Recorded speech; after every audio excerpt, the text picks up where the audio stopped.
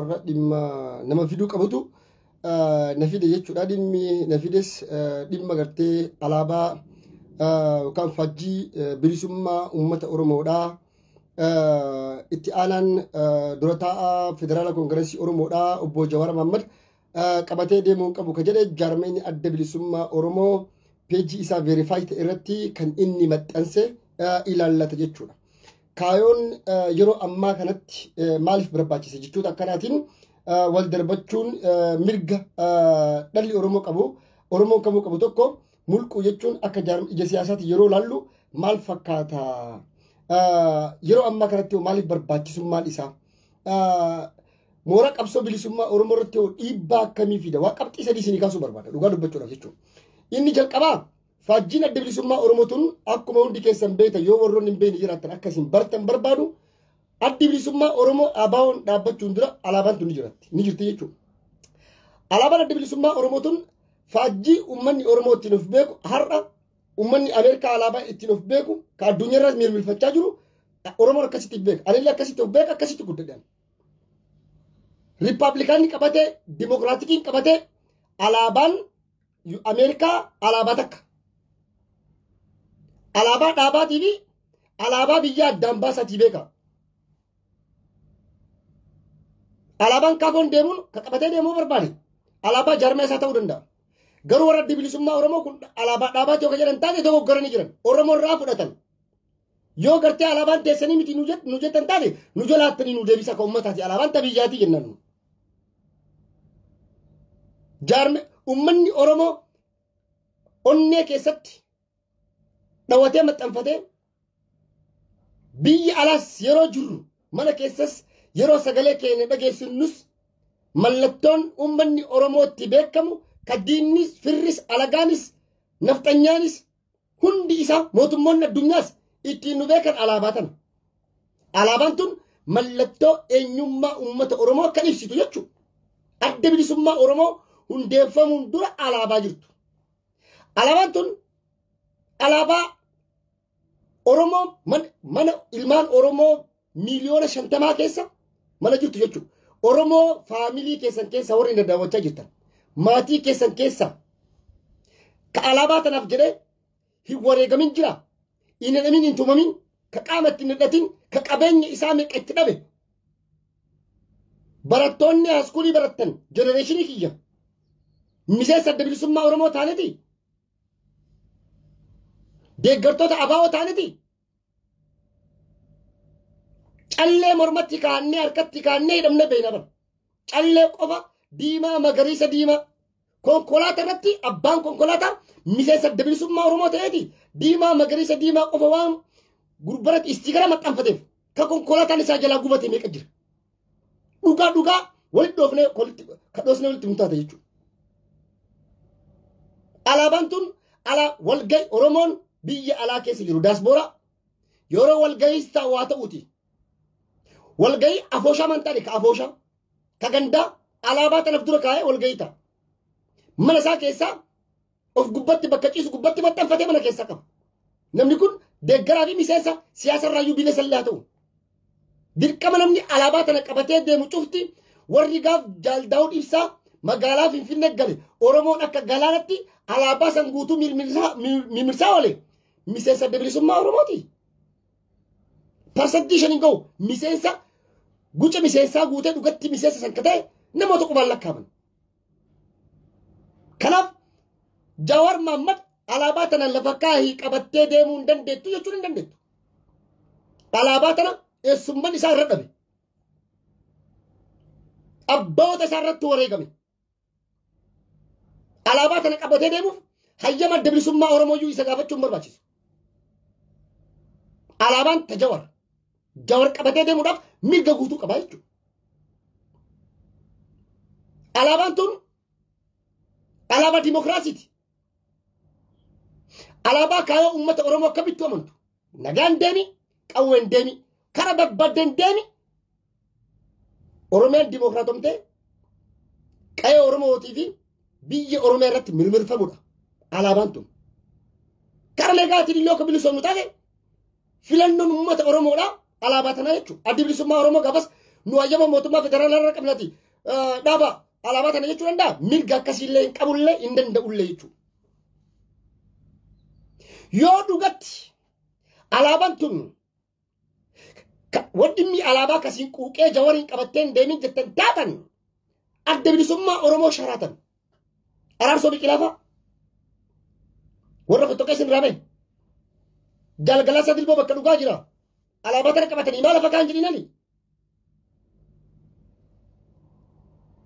የኢትዮጵያ ስፖርትና ምናምን ቱሪዝም ተጋፈተማ ኦቦ አራርሳይ ኑቲ መርዳሳ ሚቲ ነቲባ ሄዱ ሳን ጅራ ሁንዲ ኢሳኒ ወሪ ከሌሲ አደ ቢሊሱማ ኦሮሞ ሸራተን ጀዴፍ ኡሜ አላባተነ ቀበቴ ደማቲ አራ ካይል ተንጀቹ አባውልተ ማሊፍ ሴራን በሮፍነ ጅረ ሞቱማ ፌደራላቲን ኑቱ ቤከምቲ ቀባ ፍለኖ ቤከምቲ ቀበን ይከነምነፍ ኢሳንፍ ሞቱማን ቤከምቲ ይከነምነፍ ararso biqilafan jarmeen adda bilisummaa hiltan filannoo tokkotti hin dorgomnani isin toyyama qabaami maa qalaatti barreessitanii alaabaa ta'e lafaajjii ta'e lafa nuukaa maa jedhina har'a garuu obboleessa keetiin faajjii lafa kaa yeroo jettu takka lammata qabxii kiyyan alaala addi bilisummaa Oromoo jaaldawoon isaatiin hoogganamuu fi kaafoon waliigaltee cimaa fi waliigaltee hamaa qaban hariiroo tokkummaa lachuu karaa nagaatii qabsaan alaabaan tun takawwati illee jechuu dandeettu bara waralli bilisummaa Oromoo alaabaa tan qabatee deemaa jira. Addi bilisummaa Oromoo durirraa dhalachaa qaaccaa maarree addi bilisummaa Oromoo 5-6 ol kana qabatee deema. ODF na dhufee boodhala ODF dhaabni leencoo lataa dhaabni leencoo baatii alaabaa tan qabatee deeman beeytanii hundi keessan dhageeffadha shira deemaa jiru sinii muufi bara. qajeela mardaasaa galatoomii obboleessa kiyya alaabaan jaarmayni addi bilisummaa Oromoo kun kiyyaa ka Oromootii miti keessanii miti anatu sinii murteessaa abbaa ibaluu qabatee deemuu qaba ibaluu lafa kaa'uu qaba jedhu kun leencoo lataatiin maan jenne biroo kiyya maa wal sobna si maa wal kijibna leencoo lataa alaabaan jaarmaya isaa kana karaarsoo biqilaafaa kana kaaba fedhi bilisummaa Oromoo waliin hojjechuudhaaf walii galtee qaban filannoo keessaa waliin ba'an jaarmoota siyaasaa Oromoo waliin hojjetan gidduutti dantaan alaabaa ibaluu qabatee deemeen tun dhugumatti isaan quuqxeti dhugumatti alaabaa isaanii tana jaalataniiti maxxanfataniiti dhagaa isinitti baati takkaan birki itti baase jechuu Oromoo warri har'a alaabaan Oromoo lafa kaahamuu qaba jedhu akka dubbii walii galtu laala ka'umsi dubbii tana Jawaar Mohammad biyya Jarman dhufuudha.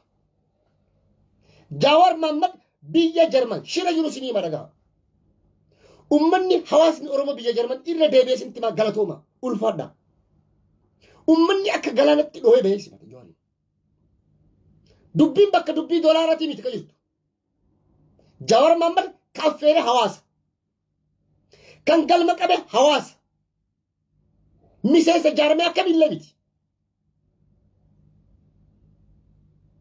kan alaabaas waltajjis geggeessu qindeessu waltajjis alaabaa abbaa barbaadetiin faayu alaabaa biyya Jarman maan taane alaabaa biyya fedhee maan taane biyya sun keessa jirtu maan taane hawaasa koree hawaasa qindeessituu sagantichatu waan san qopheesse qindeessaa jechuudha shirri isaanii tokkummaa fi jabina ummanni kenna biyya alatti amma horatee jiru kana tokkummaa fi jabinni mooraan qabsoo bilisummaa ummanni Oromoo horatee jiru kana diiganii bittinneessuudha beenzina irratti naqaa jiran laa beenzina mooraan qabsoo bilisummaa Oromoo irratti beenzina harka fakkafaa jiranii jechuudha kunniin anaaf firaa miti Jawaar ilma Oromoo tokko afaan Oromoo dubbata saba isaatiif wareegama guddaa fi qaalii kaffalee jira alaabaa jaarmee siyaasaatiin irra gaafii isan gaafattan shira isan duuba jiru isinitti madagaa hawaasni bakka jiru buqqa'ee ba'e kana hawaasa kana keessa summii facaasanii hawaasa kana adda bittinneessuu fi diiguu faransa irratti uummanni akkasii ba'ee simate dhukkubbii mataa sanitti Holandaa laalaa dhukkubbii mataa sanitti Osloo iqaxxalaan bakka hundatti fufa Jawaar rabbii isa suume rabbii isa jaalate namni isa shaaruun jiru abadan waan feete jette dhiiste alaabaa lafa kaa jette dhiiste waan barbaadde baloluuf jechuu dandeette. Mi'atin dhugumatti seeraan galmoofte jettaa Jawaar biyya sii deebi'aa mana murtii federaalaa dhaqiiti alaabaa teenna Jawaaruuf duuba kaayee jedhiiti ragaalee viidiyoo feesbuuka gubbaa jiru guutuu guuritii itti geessi inni ever hin danda'amu. Namni sirraa fudhatullee hin jiru jechuudha. Kaayoon isaanii ta'e jedhanii gaafa Jawaar Mohaammed Baqqala Garbaafan waggaa 3 ol mana hidhaa keessa turan ummanni amma akkana waceeyyu kun hawaasa Oromoo biyya alaa jiru kaarra tokko Jawaar guyyaa takka daqiiqaa takka beebar Oromoo miliyoona meeqa biyya alaa kana waliin qabaa jirani mee guyyama tokko hawaasa Oromoo biyya alaa jiru kana daasbooraa waliin qabdanii mariisiftanii kallattii qabsoo fi akeekaa fi tarsiimoo keettanii bifa kanaan qabsaa'uu qabna kara kanaan qabsaa'uu qabna jettanii namni isin dhooge jira hawaasni nu biran dhufina isin simannu jedhe jira kara Jarman isin jedhe Faransaan isin jedhe Ingiliz isin jedhe Norway Sweden isin jedhani Australia Canada isin jedhani ilaalcha siyaasaa neutral ta'e ilaalcha siyaasaa ammayyaawaa ta'e kan Oromoo hunda wal qixa hammatu ija akka jabataa fi jabargatti ilaalu qabsoo kutaa qabsoo gandaa qabsoo gartee loogummaarraa bilisa taatanii Oromootti yoo gabbaatan barra siyaasa jechuun barni diidhaa bara Jawaar ummanni maarraa bitata karaan inni deeme bu'aa qaba firii fida argisiisee jira ragaa qabatamaa wajjin firii bu'aa waan argisiisaaf ummanni arrallee Jawaarin accept gochaa jira jaalattanis jibbitanis Jawaar Mohaammed ammallee jira sararee isinitti madhagaa shirri jarri tun deemtuun shirri dangane Dr. Ittana Habtee gabbee dubbate laalame Jarman irratti qophii qopheessinee bara halkanuma lama bullee bara mucucoo eegalan ibsi kuunasi kana jechuun Oromoo warra diiguudhaaf dhufe Oromoo gandatti galchuu warra dhufe hawaasa Oromoo biyya alaa jiru kana summii keessa facaasanii bittinneessuuf jechuudha. Kanaaf hawaasni Oromoo biyya alaa jirtan summii akkanaa kanarraa of eega of tiksa warroonni dhugaa dubbachuudhaaf har'a addi bilisummaa Oromoo dhugumatti jaalda'uu ibsa Jarmanii baasuun dhugaa kush miidiyaa irratti dhageeffadhee jira miseensi Jarmanii sanii koree giddu galeessaa jiru keessa jiru baafna jirra jedhe hayyama kennaan alatti namuu qabachuu hin danda'u jira alaabaa kana as deebi'ee ammoo alaabaan kun uummataatii uummanni akka barbaade qabatee deemuu danda'a jira intarvii isaa deemaatii dhaggeeffadhaa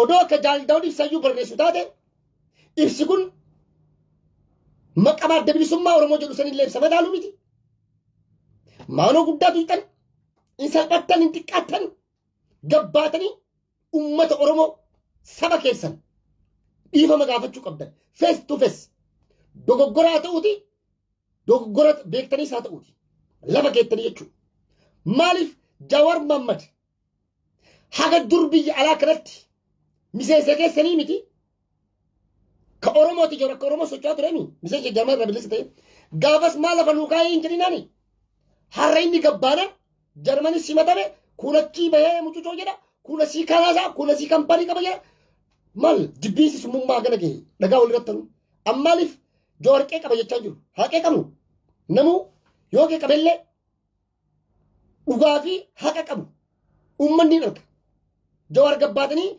miseensa kampanii 23 qaba jettee nusi amana Alaamuddin guddicha gas go beekaman addunyaayyuu kampanii 16 qaba Itoophiyaa keessatti kanaaf kaayoon isaanii fedhiin isaanii Oromoo adda diigu adda bittinneessu inni lammataa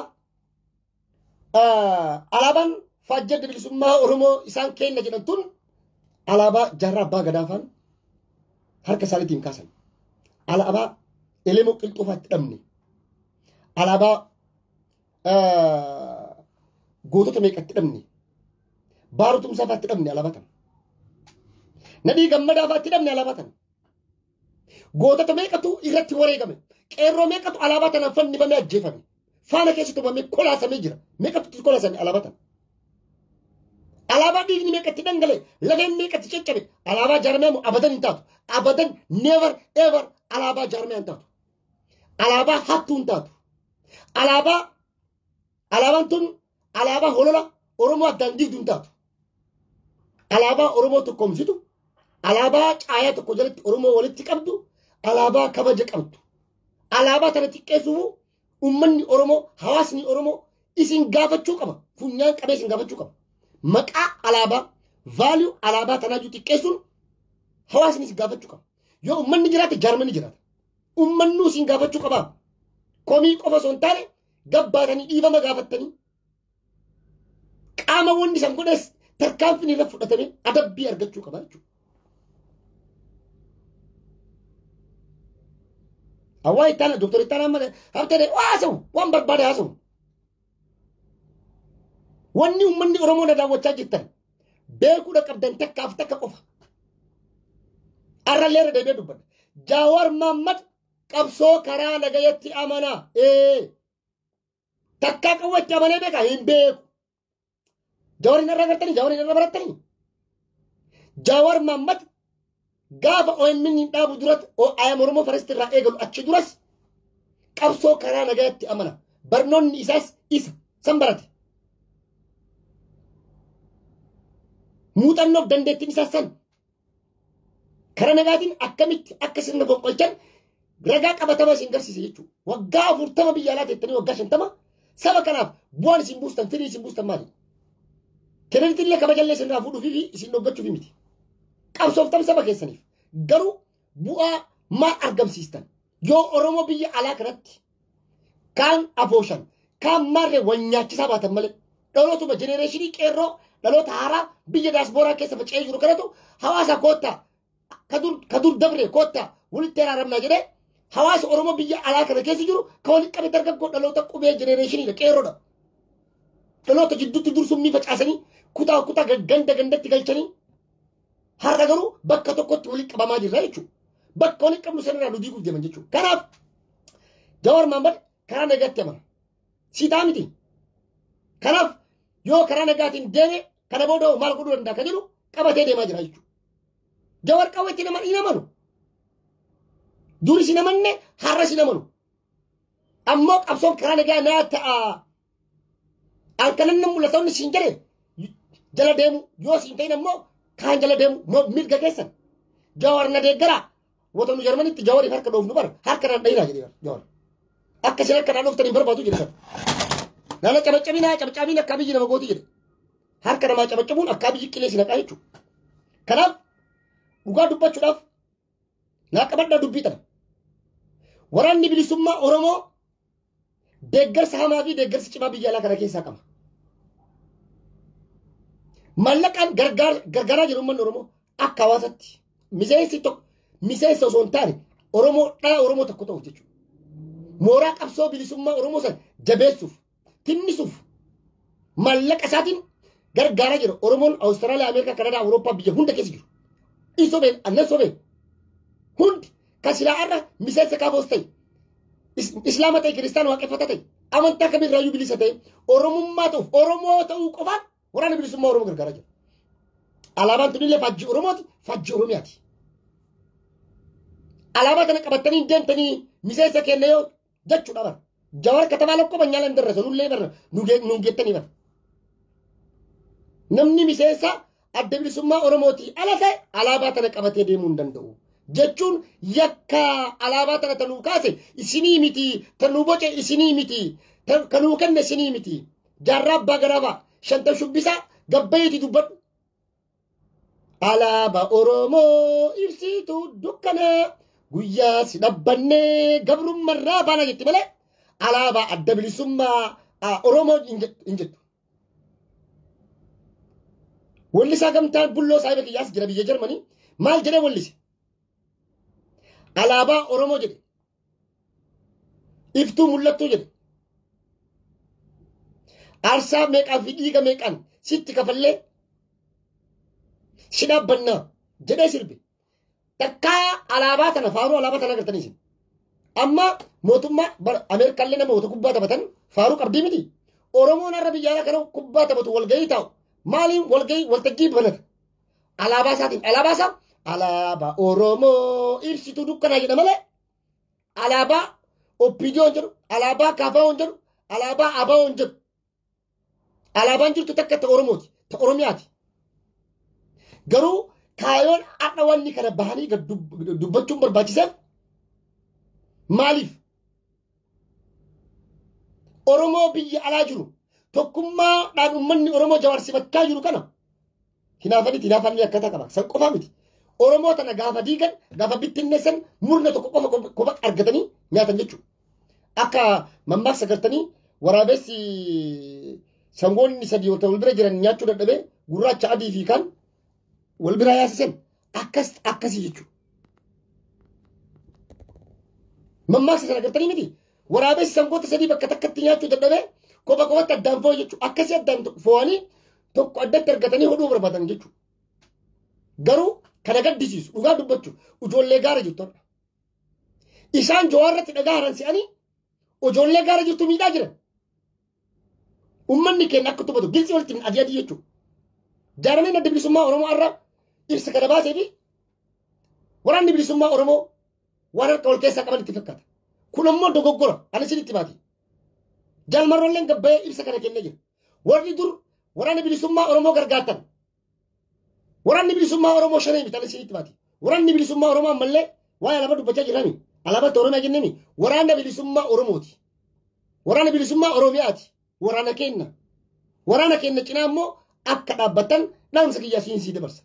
Shaneedhaan wal qabsiiftanii deeggarsaa fi jaalala kabaja waraana bilisummaa Oromootiif dur qabdan akka hin sharafne akka hin dhiisne deeggarsa gootaniif illee akka hin dhaabne. Maaliif odoo irra uummanni adda bilisummaa Oromoo irra ibsa kana baase Oromoo irraa dur gargaarsa argatu ta'e namni miseensa ta'in illee hin deeggarame har'a guutuun isaa akka raashaan gaaza Awurooppaa cuftu sanitti gartanii raashaan gaaza Awurooppaa sirra cufa jetteen akkasitti tubboon isaa cufama silaa. In cufta moo cufta silaa. Ani cufa asa barsinaa. Maaliif wanti har'a jawarra ga'e boodhaneera raga. Garuu isaaniif jennee alaabaa teenna faajjii teenna tana qabachuun dhaabnullee hin dhiisnullee. Faajjiin tun faajjii uummata Oromooti. Mallattoo teenna kallacha kenna nu calaqqisti nu ibsiti. Arra alaabaa lummuuxii maqaa Itoophiyaatiin qabadhu jedhanii dirqisiif fannisaa jiran maali? Qabadda lummuuxxiin tana Itoophiyaan kanaan beekamtii siin jechaa jiranii. Ati garuu alaabaa abboonni kenna akaakayyoon kenna aarsaa fi wareegama qaqqaalii meeqatti kafalan. Oromoon haati Oromoo ilmaan isii meeqatti dhabdi. Maatiin meeqa bittinnaa'e qabeenyi isaanii manni jala gubatee jala birbadan. Ka qabeenyi isaanii jala saabame ka biyyarra ari'atame ka ajjeefame ka fannifame ka bineensaaf darbamee laatame sababa faajjii tana gadhaabuuti. Gaafa bilisoome alaabaa tana dhaabbadha jedhee alaabaadhaaf wareegama. Okay. As biratti waa tokko sinee miti. Abiyyi Ahmad gaafa Tigraay hin deemu mee Oromoo sammuu banadhaa waaqayyo baddaa. Lola labsan maal jedhan labaandiraachin ለሀገራችን እንሞታለን ጀለኒ ዴሞ ወራን ኢትዮጵያ ለባንዲራችን ክብር እንሞታለን እኮ ነው። ከበጀ አላባቲፍ ኒወሬ ገምና ዳባ ወራን ኢትዮጵያ ወራን አሜሪካ ከበጀ አላባሳት ይከዱ የሪፐብሊካን ፓርቲ አባል ነው። የዲ ሚሴስ ትራምፕ ሞ ከኦባማቲ ወራን አሜሪካ አላባት ክቲ ሰንከራው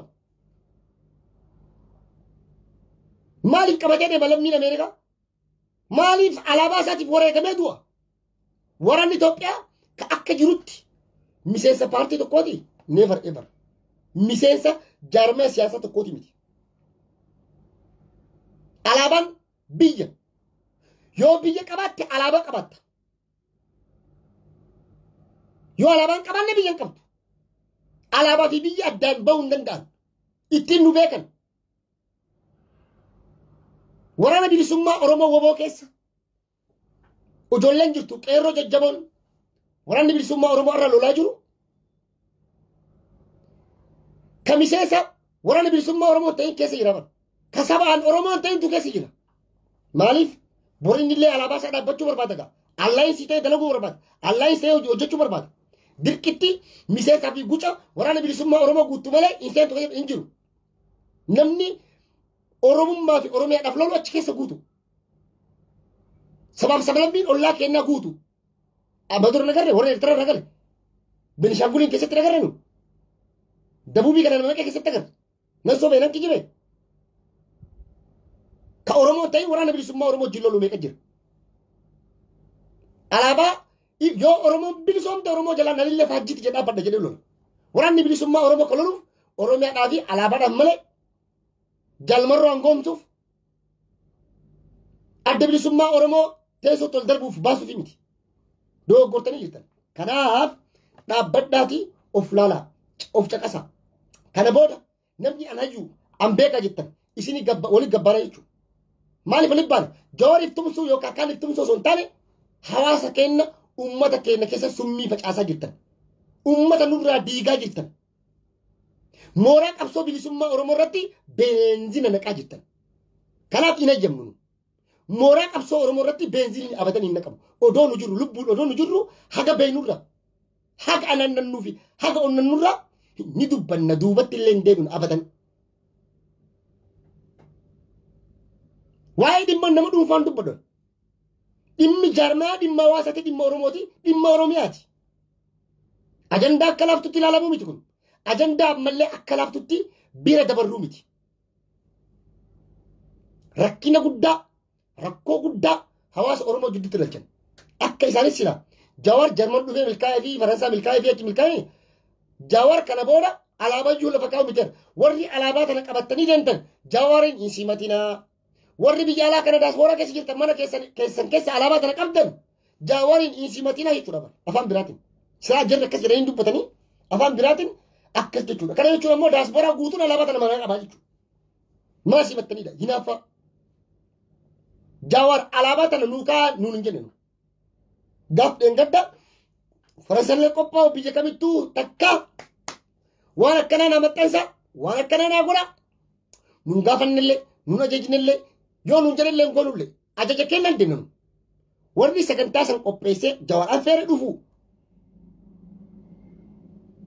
dhufee alaabaa abbaa gadaa alaabaa Oromiyaas alaabaa qabuus haa ta'u rakkinaa miti sun dantaa ajandaa ta'uu danda'u miti. Ajandaan isaa ajandaa biraati. Ajandaan isaa ajandaa Oromoo diiguu fi bittinneessuu fi mooraa qabsoo irratti harka fakka fuuti. Maal nuufii danbeetanii yaadadhaa? Bara 2016-17 akkam ture?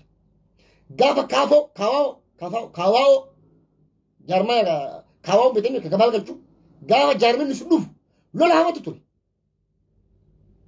Gaafas maqaa shanee maqaa jinnii maqaa maarra jedhuun lolli ajaa'ibaa kun biyya alaa kanatti deeman turre yeroo mooraan qabsoo Oromoo jabaachaa turtetti. Kaarkaafa shaneessoo anaafisii fi nuyi isin hin dhageenyu jennee gurra cufannee isaan abaaraa bira dabarreeni har'allee akkasuma goonaa jechuudha. Har'allee nu meeshaa gantuu hin taanu jechuudha. Meeshaa warra sobuu fi kijibuu hin taanu jechuudha. Abbaan barbaade oppiidiyoon har'a naamana oppiidiyoon har'a dhagaa waan tokkos bira isin hima. Mallas Zeenaawii sirriin dhagaa an biyya ture. Leencoo lataa biyya dhufee ture. Bara 2012 kitaaba saniin qabaa biyya jira. Suuraa wajjin kee jira. Piroofaayilii kee jira ni jira. Leencoo lataa mangada yeetinyoo jira kitaabni. Karaan leencoon deemu karaa kamii ka jiru. Leencoon Finfinnee dhufee Finfinnee bahee deeme. Kaayoon mallas maal ture ODF itti dhaabe. Alaabaa tana qabattanii biyya seentan. Filannoon dorgomtanii uummanni Oromoo OPDO waan hin jaalanneef gama keessanii Itoophiyaa fudhattanii Itoophiyaa wajjin bulchinaadha. Dr. Baara Sobaa gaafadha gabbaa yaa dubbatu. Biyya alaa kana jiraa miti. Leencoo baatiifaa, leencoo lataafaa hundi isaanii jaarmaa siyaasaa san keessatti ODF hin kadhaaban alaabaa faajjii adda bilisummaa Oromoo alaabaa Oromoo tana tajaajila adda bilisummaa Oromoo qabatanii deeman. Faajjii tana yoo qabattan uummanni Oromoo mallastu jalaa ni beeka. Uummanni Oromoo parsantii 100 OPDOon isin filti jedhan. Maal isin jedhan? OPDOon mataa isii isin filti. Maaliif OPDO rakkatanii achi keessa taa'aa jiranii karaa kallattii dhaban malee akkuma gaaftiin lammaan dhufu gara galansan gara jarri warra OPDO gara faayidaa fi bu'aan jiru deeman. Yoo har'a faajjiin tun dhufte guutuun isaa konkolaataa sarratti maxxanfachuuf mana keessa maxxanfachuuf jiru OPDOon har'a biyya keessa jiru qophiidha. Reediidha hin beeka. OPDOon faajjiin Oromoo faajjii OPDO kan taane hin beeka. OPDOon mataa isaa kan biyya bulchaa jiru biltsiginnaan. Faajjiin Oromoo alaabaan Oromoo alaabaa diimaa magariisa diimaa akka ta'e addi bilisummaa Oromooti miti OPDOon mataa ishee ni beekti. Kana beektanii?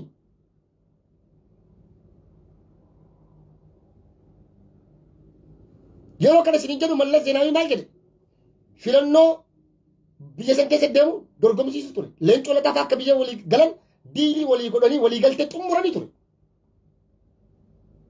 Gaafasoo filannoo yoo injifatan faajjiin Oromiyaa alaabaa tana taati. Hidhaa fi ajjeechaaf reebichi saamichoo sirra dhaabbate bilisummaan kana caala jira. Oppiidoon maqaa gaariin qabdu hin beeka Mallas pilaana dhufuu deemu. Akka cabuuf deeman illee waan hunduun galeef. Yoo Oromoo gaafas qabatan silaa qabatanii silaa gaafsan dubbisuun taate haadha silaa balaan kun marti Tigraayitti dhufu ture jechuudha. Sirriitti lafa kaa'ee ture Mallas pilaanii. Uummanni Oromoo sababa alaabaa kana wareegama lubbuu kaffale. Ati mana isaa dhuftee hoo yoo jetteen akkamis irraa bitan hin bitata. Dubbinni arguun hin marta'u.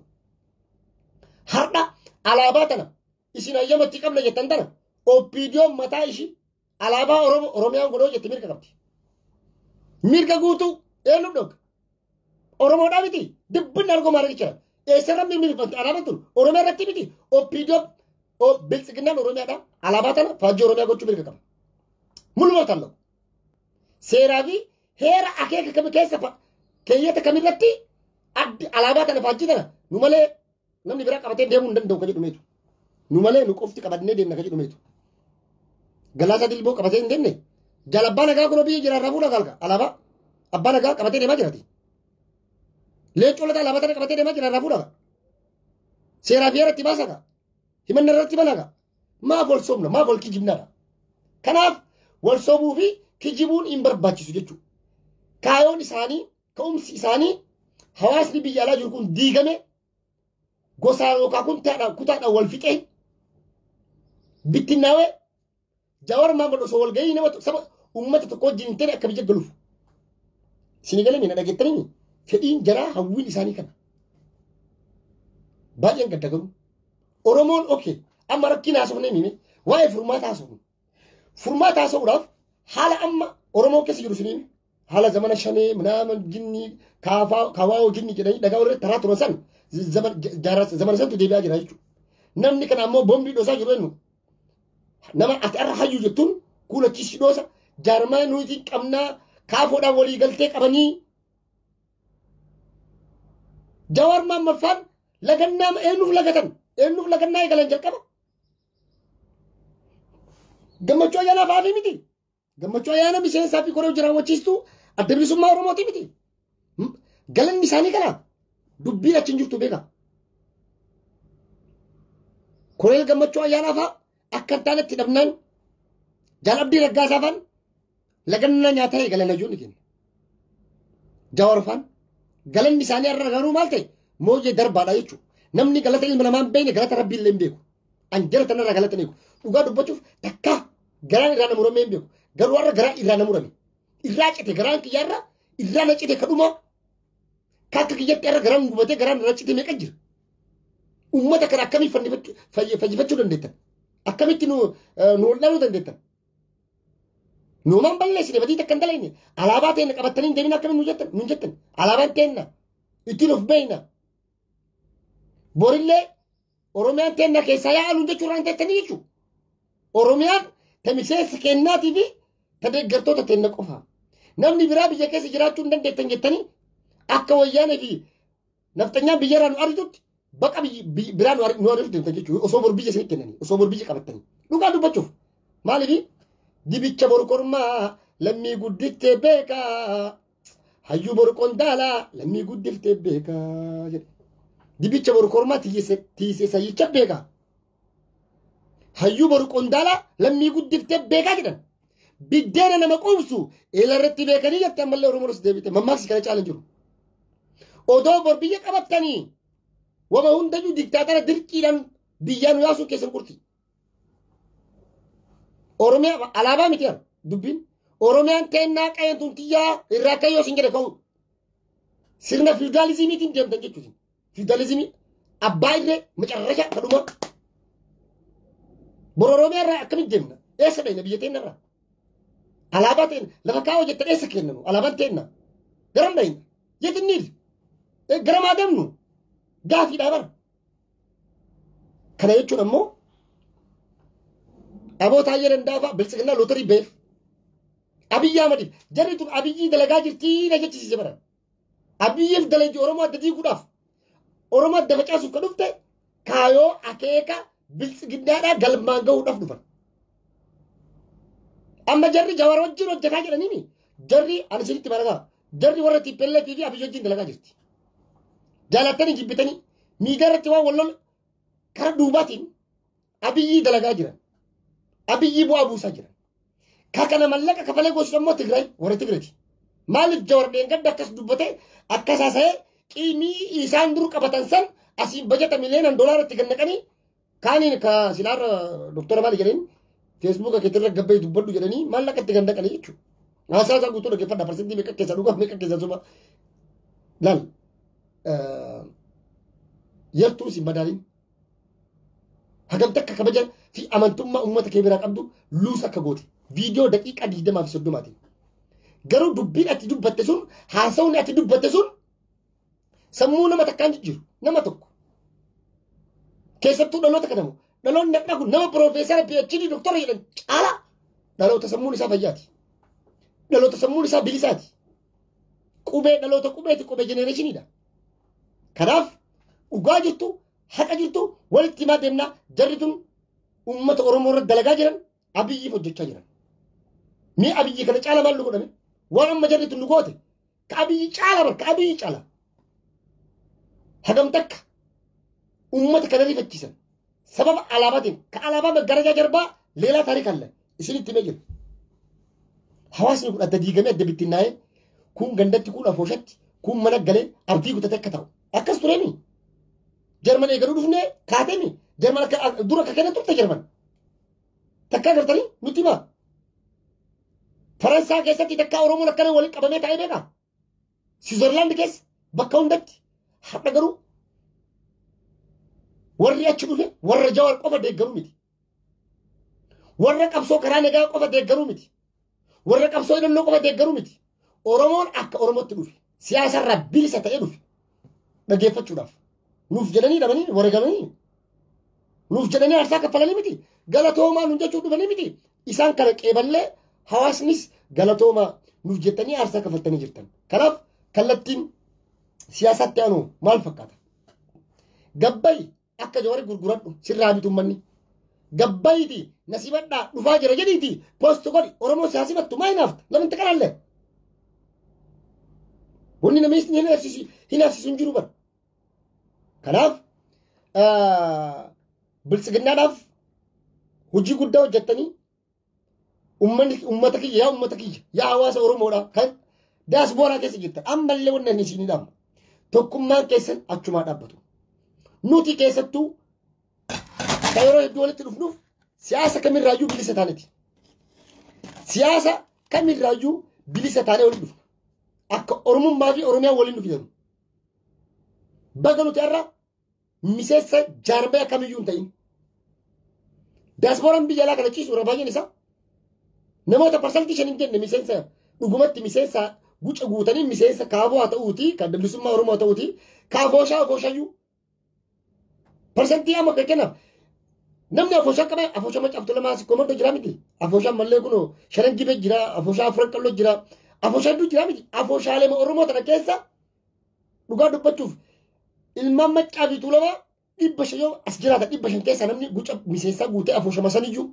miseensa ta'ee galmaa'u 500 keessa nama 50 gahu naamana guutuun isaa kabeeku Oromummaa fi Oromiyaa akka hawaasatti garuu itti dhaqa walgeessaa ta'uuti gaddas gammachuus wajji qoddatan garuu namni akkasitti akarraree maraatee of afarsee deemu biyya alaa kana keessa baay'inaan hin jiru har'a isaan kana diiguu barbaadan kanaaf yaa ummata kiyya yaa saba kiyya yaa Oromoo kiyya summii isaan amma Oromoo keessa facaasaa jiran guyyaa lamaan sadan kana keessa his dangerous waan Oromoo walitti buusa waan Oromoo adda facaasaa waan tokkummaa keenya laafisaati eenyu jechaa jiran Abiyyi Ahmadiif maaliifi jedha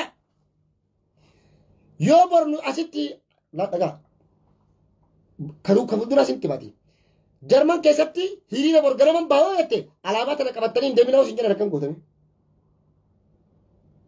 hawaasni har'a ijaaramii isa hin qabne bittinnaa wayi bor mootummaa baay'ee kanarratti hiriira bahuu dandeetta walii qabamtee walii dhufte sagalee tokko dhageessisuu dandeetta hawaasni caccabe bittinnaa'e mana galee ta'a jechuudha. Ala kanaa mormuu hin dandeettu. Hidhamaa keetiif ka ajjeefamaa jiru, ka qabeenyi isaa jala saamamaa jiru, ka gartee jumlaan guuteedamaa jirtu obboleettii keetii haadha kee abbaa keetiif sagalee ta'uu hin dandeettu. Ka sagalee ta'uu dandeettu gaafa tokkummaa qabaatti, gaafa ijaaramiinsa qabaatti, gaafa hoggansa qabaatti, gaafa wadha dhageette qofa gabbaatee saba keetiif biyya keetiif falmachuu dandeetta. Biyya alaa keessatti wanti itti gootu hojii advokaasii fi dippiloomaasii dalaguudha. Yoo kun hin jiraannoo diigamtee jirta bittinnooytee jirta. Mana galtee teette abdii kutattee abiyyeen kiyya sissaabatti gashaat waggaa 40 sibita haga xurataa buutti akka Mugaabee hin amani inda Mugaabee no migasaa yoo meeshaa amma deemaa jiru kana kabittu taate yoo karaa hololli kun deemu ka deemtu taate addugaa dubbachuudhaaf 5 illee hin jedhu 50 illee hin jedhu an 5 hin beeku baay'isa dhiifama naa godhate an ka beeku adda bilisummaa Oromoo Daawud Ibsaatiin hoogganamu ibsa kan akka baase beekan jibbiisallee irraan qabu jibbaallee irraan qabu kabaja qabaaf har'allee kabaja qabaaf Daawud Ibsaa as barsanaan akka nama dhuunfatti garuu gocha kana barruu kana xalayaa kana anammallee keessi koo Daawud Ibsaa barreesse ajaja isaatiin ka jedhu akseptu naan ta'u onneen koo naan fudhatu Daawud Ibsaa waan isa beekuuf daasbooraan biyya alaa keessa teette garuu ibsa adda adda baastu hedduu maqaa jaarmaa kanaatiin ka daldalu hedduu kan mooraa qabsoo bilisummaa Oromoo irratti dhagaaru hedduu kan mooraa qabsoo bilisummaa Oromoo irratti beenziina naqaa jiru kumaatamaan jira qabsaa fakkaate jawaritti haga hinaaftan maa gabbaatanii hojjanne lamna sarum maa ummata walitti qabdanii tarsiimoo baafattanii imaammata baafattanii kallattii qabsoo akeektanii qabsoo hidhannoollee ta'e maal jabeessine deemtanii mooraa bilisummaa Oromoodhaan hagas tettee afaan maltu deemii jabeessi mooraa si deeggarra faayinaansiin hamilee sii taana sagalee sii taana hin dhaabnu sagalee ta'uu obboloota keenya firoota keenya adii keenya achi keessa jira maatii kiyya anaaf qabsaa jira anaaf wareegamaa jira fajjii arra irranaadee tanaaf duutti jira waraanni bilisummaa Oromoo yoo qabsoo hidhannootti amante qabsoo hidhannoo tarsiimoon isii maal fakkaata ga jedhu gabbay miidiyaan guutu gattaa'itii kallattii baasi yoo muuxannoo waraanaa qabanne afaan qabadhu ta'i diinagdeedhaan gargaari yaadaan gargaari kallattii fi akeeka kaa'iif bilisummaa bar qabsoon waggaa 40-50 fidin qabsoon karaa nagaa waggaa 3 keessa fide as birallee qabxii lamaan tokko isinitti hime isinii dhaaba isinirra dhaaba wanni isin hubachuu qabdan qabsoon karaa nagaa geggeeffamaa ture qabsoo namni dhuunfaa geggeessaa ture miti naa qabadhaa tana qabsoon qeerroon geggeessaa ture qabsoo ummataati qabsoo hawaasaati keessaa fi alaan qabsoo ummata fuudhe Jawaar maal godhe tarsiimoo fi imaammata deeggaruu qofa yaada kennuu qofa malee wanni kophaa isaa Jawaar godhe hin jiru wannan Oromoon kutaa 11 wal bira ka'u Harargeerraa Shawarraa Arsiirraa Wallaggarraa Gujiirraa warri gaafa san gabba'e miseensa gaafa qofa miseensa warra faajjii lafa kana jedhuuti kan ajjeefamellee filatameeti kan hidhamellee Oromoon akka sabatti ka'e galaana jechuudha. Galaanni jechuun institutionalize qabsoo ta'e jechuudha. Ka geggeessine itti milkooyinee jirra milkoofnee jirra jechuudha. Qabsoo garuu murni gareen tokko Oromoo tana monopolize godheef jala galchee hacuucee qabsaa'u lagallee nama ceesistu bu'aa akka dhaloota kiyyatti bu'aa asiillee argeen beeku argamsiistee beektu. Bara 1991 galaana ka'e. Galaanni sun qabsoo akka karaa nagaan geggeeffametu hidhannoon akka Oromiyaan guutuun sirna dargii kuffise. Galaanni sun kan uummataati jechuudha. Uummanni akka uummatattoo ka'e sirna kamuu ofirraa fonqolcha. Karaa kamiinuu kallattii kamiinuu garuu yoom eessatti sa'a kamitti haala mijjeeffachuun of cimsuun of ijaaruun wama jiru qabsoo karaa nagaatti warri amanan jechuudha. Agreesiif arruma kaatee wanni jijjiiramatti fidduun jirtu arra dhaabaate. Caasaa dur mootummaan diigesan deebistee ijaaruun yeroo si fudhata. Tarsiimoo kee jijjiirame ammoo tarsiimoo biraati mootummaa kana teessoo jalaa katti dhooftu katti amantu jira.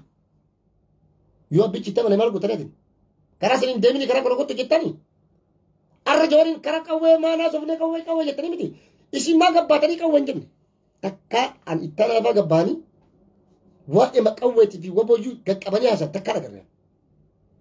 Waa'ee qawwee lallabuu fi haasa'uu qofa osoo hin taane uummanni akka deeggaruuf sammuu uummata amansiisuudhaaf bara. Hayyuu bira irratti duuluu fi lola banuu osoo hin taane gabbayii xiinxalii amansiisu uummata. Hojiidha malee qabatama barbaada uummanni hojii malee lallabuu fi dharaa fi soba namarra kaa'uun hojii dadhabinaa fi hojii laafinaati. Kanaaf waa'ee faajjii irraallee isin jedhee jira. Xiqqoo agreesiif na godhe wanni ibsi arrabee kuni uummanni kenna tokkummaan keessan akka hin diigamne kaayoo wanni kun dhufeef bilchiginna takka keessaa qaba jedha malee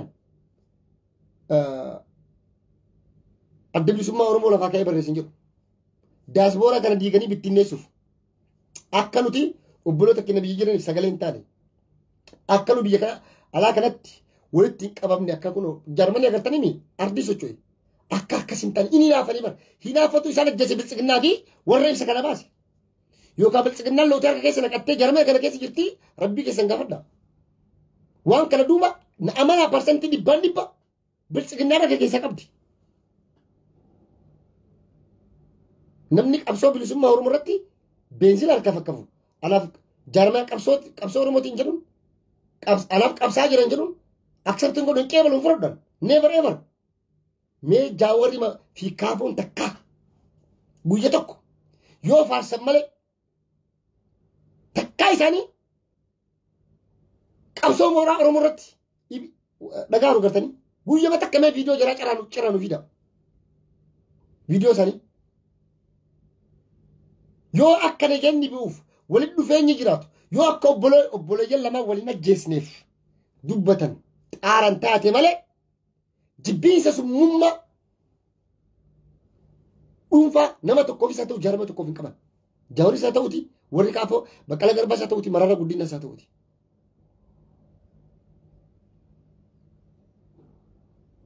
Jawar osoo jibbiinsaa fi summummaa isaaniif qabaate gammachuu ayyaana re'ee qalee dhiiga mataa dibee simatee barmana isaatti guyyama hidhaa bahe maali Oromummaa Oromiyaadha faajjii tana waliin dhufite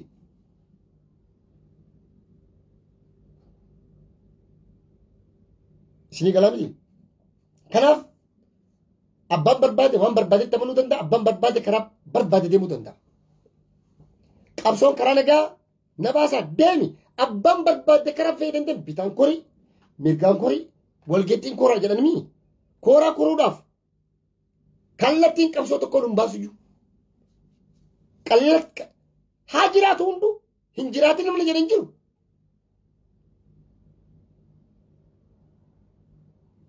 Holola kaayoo hin qabne holola galma hin qabne holola akeekaaf kallattii hin qabne holola diinaati. Propaganda diinaa summii guddaa ummata keessa facaasan. Kanaaf jaalmarroolleen kenna warri dhagaa dallantanii ijoollee teenna gaara jirtu deeggaruurraa akka fuqqosanne abadan tana jala sarartanii hawaasatti himuu qabdan. Jara tanaaf jarri sun waliin beekan. Jara tanaaf jarri sun wal adda. Waraana bilisummaa Oromootii fi addi bilisummaa Oromoo. Addi bilisummaa Oromoo durbar okay addi bilisummaa Oromootu biyya alaa kanatti hawaasa duruu aga tokko warra miseensota isaatiif deeggartoota isaa waliin qabachaa tureen har'a hin jiru yoo dhufanillee namni naa kootu jedhu namni itti booyyuu hin jiru. Maal argaa alaabaa xiyyeef qabatiin oonaan jedhe annama alaabaa xiyyeef qabatiin naan jedhee bira akkamii dhaqee accept godha akkamii isa qeeban. Kanaaf ibsi sun jaarmee sanillee hin madaalullee bakka hin bu'ullee waan Oromummaa fi Oromiyaallee bakka bu'u miti dogoggora guddaa talatanii gabbaa dhiifama gaafadhaa. Dogoggora akkanaa kun akka irra hin deebi'amne ammallee jishakkiitiin wal ilaaluu walirratti dulu dhagaa walirratti haruun moora qabsoo Oromoo yoo laaffise malee hin jabeessu. Kanaaf dhagaa walirratti haruu dhaabaa dura dhaabbadhaa. Waliin lolina waliin dhabaarina garuu wal sirreessuu wal gorsuu irratti xiyyeeffadhaa. Kanaaf hundi keessan wal jaalladhaa. Yeroo kamuu caala yeroo tokkummaan keenya nu barbaachisu amma, yeroo jabinni keenya nu barbaachisu amma, yeroo cimina nu barbaachisu amma, kana diinni argee hubatee laalee qayyabatee nu diiguuf nutti amoommachaa jira. Meeshaa diinaan ta'ina, meeshaa biltsiginnaan ta'ina.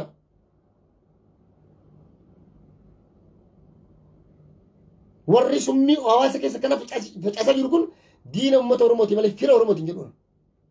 Anaaf firri ka obboleessa ofii jaalatu, ka obboleessa ofii kabaja qabu, ka obboleessa ofiitiif wareegama kaffalu. Anaaf obboleessi kiyya ka akka marroo fa'a. Ka obboleessa isaatiif haadhaaf abbaa isaatiif wareegama kaffalaa jiru. Ka haadhaaf obboleessa isaatiif jaallan isaa ka biraatiif jedhee nyaata lagate. Ka akka Baqqalaa Garbaa Hamza Boranaa fa'a. Kaafu miseensa kaafooti gammachuu ayyaanafaan Abdi Raggaasaafan isaanii jedhanii nyaata lagataniimi, isaanii jedhanii madara keessa ta'anii sagalee walitti ta'aa turaniimi. Oromummaan nu beeynuuf Oromiyaan nu beeynu san. Kammoo asii qurxamuu qaba, dhabamuu qaba, baduu qaba jedhan kana hin fudhannu hin qeeballu, akseptiin goonu. Kanaaf akka hawaasaatti dhugaa dubbachuu akka hoggansaatti illee leencoo lataa afaan bara waraana guutuu hiikkachiisanii jiran garuu waan dabre ardar dhaabbannee taasisuun bu'aa nuun qabu. Yoo barnoota irraa fudhanne malee. Kaleessas dhufne ookee nyaadhamne garuu kan lammaffaa akka nyaadhamne carraa dhumaa bilisoomuuf deemnaa miti. Odoo nuti waliin galle akkamii bilisoomna walitti qinaa. Odoo Oromoo waliin galle Oromiyaan bilisoomtu jiraattu. Oromiyaan bitti nooytu malee. Har'a siin kaala wal nyaattan kana odoo abiyyi koottaa jedhee biyya isinii kennaneem akkam nu gochuuf deemtan jechuudha. Wal nyaanna dhagaa wal irratti irraa wal fixina. Gaafas fa'aa akka afaan nutti hidhannaa wal ajjeesaa deemna jechuudha. Guyyarraa wal fixina. Silaa har'a uummanni aare kun hundi kilaashii qabaate biyya keessa bakka tokko jiraate ibsa akkanaa walirra baase maaltu uumama Oromiyaa keessatti silaa? Wal daaraa wal goona jechuudha. Waa'ee tokkummaa asumarraa eegala jechuudha. Sabni tokkummaa hin qabne hin bilisoomu jechuudha. Mooraa qabsoo irratti dhagaa haaraa bilisummaa hawwuun hin jiru. Gowwaa ta'e malee sun. Oromoo bilisoomsa osoo hin taane Oromoo cabsaa bilisummaan Oromoo anaaf gaariidha. Yoo Oromoon bilisoomte madda naamattu jira maddi sunnarraa gogga jettee Oromoo gabaabsaa akka jirtu sii jechuudha. Akkasii akkana hubattan barbaada. Alaabaan teennaa. Ta Oromooti ta Oromiyaati. Alaabaa tana jaarraa abbaa gadaa fakkaasi. Shilmaan Marashaa akka Abdullee fa'aa. Kan akka Shantar Shubbisaa fa'atu. Faaruu alaabaa tana barreessi. Alaabaa Oromoo ibsituu Shantar Shubbisaa lubbuun jirta gabbee dubbadhu. Ibsituu dukkana guyyaa si dhabbannee gabrummarraa baanaa. Eeggatanii? Barsiidhaaf jecha falmarratti dhumanii falmarratti ka dhuman si jedhaniiti faajjitanaaf jedhanii qabsoo keessatti argaman jedhu. Faarumayyuu waan biraallee waan jedhu hin qabu. Kanaaf galatoomaa ulfadhaa kaarraaf isinii qopheessee fi kaarraaf hafuura baafachuu dhufe hagana yeroo biraa walitti deebina ajandaa diinaan ta'ina. Meeshaa diinaallee hin ta'ina. Kanaaf jedhee ammoo tokkummaan keessan akka hin laaffanne. Kanaaf jedhee ammoo isin gidduutti wadhabbii fi hafuurri diinaa akka hin seenne. Hafuurri obbolummaa tokkummaan keessan akkuma cimetti adeemu. Dhugaa dubbachuudhaaf. Namoota shaniidhaaf jettanii nama 5 4 6 jettanii Oromoo dhibbi diigamuu hin qabu jechuudha. Har'a koree hojii raawwachiistuu warri tiippelleeffar nama 20 hin gaane. Kaa biltsiginnaan lagas. Namoota 40 jedhamee garuu biyya diigame. Lubbuu nama 500 oltu dhume. Qabeenya meeqa barbadaa'e. Waan meeqatu bade jechuudha. Har'allee jaarmaan bilisummaa Oromoo keessa namoonni jiran namoota qubaan lakkaaban. Nama 20 30 40 koree hojii raawwachiistuu san caalu hin qaban. Har'a nama 40 jedhaa immoo Oromoon miilanni 40 burjaajii fi gaaga'ama keessa seenuu hin qabu. Kana dura dhaabbanna. Kana dhoggina kana diinnanu. Kanaaf nuti adda bilisummaa Oromoo illee jaalladhu sana bira dhufee jira simannee jirra. suuraa isinii gadhiisi isin garsiise hin qaba. Waraana bilisummaa Oromollee gargaaraa jirra. Hundi isaa yoo nu bira dhufee simanna keenya Oromoodha. Nuuf jedhanii aarsaa gurguddaa kaffalan. Kabaja isaanii qabnuu fi hojii isaanii kireeditii dhoggachuun ammoo yakka. Kanaaf nuuf hundi isaanii walqixa. Walqixxummaa sanitti amanna jechuudha. Gaafa walqixxummaa sanitti amanne fiixaan baana bilisoomuu dandeenya jechuudha. Malee anamma asee barsanaan miseensa adda bilisummaa Oromootii miti. Miseensa waraana bilisummaa Oromootii miti. Miseensa kafaa'ootii miti. Ani miseensa Oromooti. Ani deeggaraa Oromoo fi Oromiyaati. Tifoosoo mita. Hunda isaaniitiif sagalee ta'aa jirra. Hunda isaanii ija bitaatii fi ija mirgaatti ilaalaa jirra. Waliigalteen isaaniitii miti diina wajjin osoo waliigalan nu gammachiisan. Obboleeyyan lamamaa waliigalan jedhanii hinaafuun baay'ee nama rakkisa. Galatoomaa arraaf ka jedhe asumarratti isin dhaaba. Yeroo biraa bal'inaa walitti deebinaa dhugaa dubbachuuf namoota hin taane koomentii hin taane illee kennanoo jiraatan hin dallanina hin aarina. Maali beekanii qeeqamuun namni sirbaa bayanii morma dhohifatanii jedhan. Dhugaa dubbachuuf namni sila arra jaarmin isaa akka jabaatu jaarmin isaa sun akka uummata biratti jaalatamuuf maal godhuu qaba? Siyaasa jaarmaa sanii jalqaba qorattee beektee hubattee dhufu. Gaafas yoo namaa wal mormitallee akeekaa fi mul'ata sagantaa siyaasa jaarmaa sanii beektee nama tokko amansiifta. But okay yoo dogoggoree jaarmani sun isa faana dogoggora osoo hin taane okay dogoggora uumame san furuudhaaf yookaan nama san tasgabbeessuu danda'uu qabda. Miseensa jaarmaa sanii yoo taate tasgabbeessuu irratti hawaasa kana maaliif tokkummaan hawaasaa murteessaa waan ta'eef. Bakka kanatti jaarmini kennu dogoggoree jira. Dogoggora kanaaf dhiifamanii gaafata. Eega miseensi taatee akka miseensatti jaarmaa keessan gaafachuu. Maaf wanti kun ta'e kaayuun isaa maali? Mul'anni isaa maali? Galmi isaa maali? Bu'aan isaa faayidaan hoo? Moo miidhaan isaa maal fakkaata? Tokkummaa kenna irratti dhiibbaatamii fida. Fattala akkanatti gaafii olii dhiyeessaa wal amansiisaa deemu deeggara jaarmaa siyaasaa illee yoo taatan yoo miseensa deeggaraas tifoosos kan barbaadan taatan jechuudha. Malee karaa kiyyaan malee ana malee kiyya malee never ever alama durii irra hin jiru kun rabbiin illee hin jaalatu. Kennaa malee kiyya rabbiin hin jaalatu. Akkasii kaarraaf jedhe asumarratti isin dhaaba. Yeroo biraa qabadhinaan kan wal agarru ta'a. Nagaa keessa naa jiradha. Yoo immoo shaaltee nuuf kolcha namoonni natti buufattanoo jiraatan dhiifama naa godha. Kanuma isin jedha.